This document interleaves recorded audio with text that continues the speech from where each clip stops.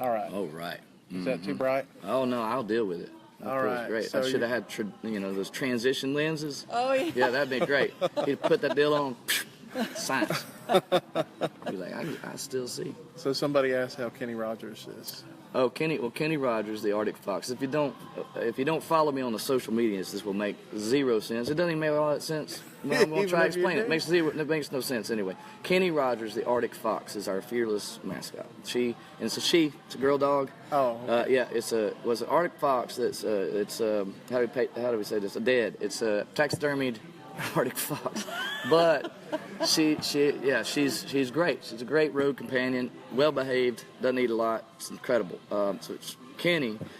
She made it to the K-Love Awards this year, and in fact we had this contest that was going on. I don't know if you saw this, but there's these revolving doors when you come in the main hotel here, the Cascades section of it.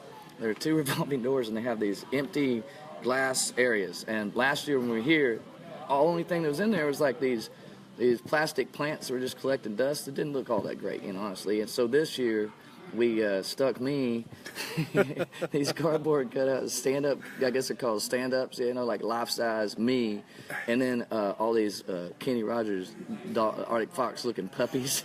So then we had these signs like, hey, Kenny had puppies. If you guess how many, then you win a prize. And I know how many we ordered, but I don't know how many were in there. There's a lot, though. There's a lot of puppies in the deal. Everybody's like, what's that about? I'm like, I'm not sure, but it looked better than the plants. It looked better than the plastic plants connected. But Kenny Rodgers made it to K-Love Awards. She was on stage with us while we just got to sing together. It was spectacular. She had a great time. Didn't you have something going on with Mac Powell? Where did he give you a puppy, or did you give him? I gave him one for Christmas. You're right. We were on a Christmas tour, a K-Love Christmas tour, and each night we'd give each other gifts, and they kept escalating. It'd be I don't know how it started. It probably wasn't nothing but a candy cane that started it off, and then before we knew it, there we were towards the end of the deal, and I thought he'd love it. I got picked out the cutest little puppy for him. Turns out he's allergic to dogs. One for Christmas. And we're not, so it turned into be a utter failure. Luckily, did find a great home for the puppy, and it's not with Mac. The puppy's not with Mac. And so I thought I'd nailed it. I was like, that's the best gift. That's probably the best gift I've ever given anybody. And then turns out it wasn't. Yeah, it just turns out it was a bad gift. Yeah. Not a good gift. So we did something on your new album, and I know there was a song, and there's something behind you moving to Atlanta. Oh boy! So you want to talk a bit? Well, that was a big transition because we grew up. Me and my wife both grew up in Texas. We barely made it in our fine republic. Texarkana is where our hometown is, and it's like split down the middle. Right. Half of it's in Arkansas, half of it's in Texas, and then I went to school at Baylor, which is we got to Waco, Texas. That's the heart of Texas, is what the Chamber of Commerce says there. That's pretty clever. The heart of Texas in Waco, and was on staff at a church for 16 years there, and loved it. It was amazing. A bunch of college kids. And that's where I started writing songs and music and stuff. And so then we just got to Atlanta, Georgia about 5 years. It's almost 5 years now. And that's where we did our first record. Neon Steeple was after, once we moved, then I was doing this solo thing. Now it's just Crowder. I know people are busy and don't have time for all those syllables I used to have in the deal. Now it's just, that's right. Just two. I understand. Y'all got stuff to do. So streamlined it. That's it. And so it started at Neon Steeple was the first record that I did, and it's really about. I was just talking about it a little while ago. The story of Scripture. The start of Scripture is this story we know well, and there's Adam and Eve in communion with their Maker, and then there's exile, and then the rest of the story that follows is how do we return to communion with our Maker. Same with the Israelites. There they are. They get shoved out in the wilderness. The promised land is coming. There's this longing for home, and so I was those were the themes that were rattling around in our church there in Atlanta, as well as in my chest. And your experience of what it feels like to go from a place that I grew up in Texas my whole life, finding another home in a state that's far away and still with wonderful people, but there's this feeling of displacement, and so that record really started this thematic journey I've been on. This next one, American Prodigal. Obviously, we have attachment, or if you've grown up in church at all, you kind of have an idea about the prodigal story, and so it's still there's still that that theme is still very present. This one's a little more personalized, a little zoomed in version.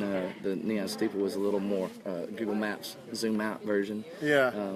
Yeah, Atlanta's been amazing. It's affected the music. The music's changed because I think anytime you're in a place, you can't help but take what's in the soil.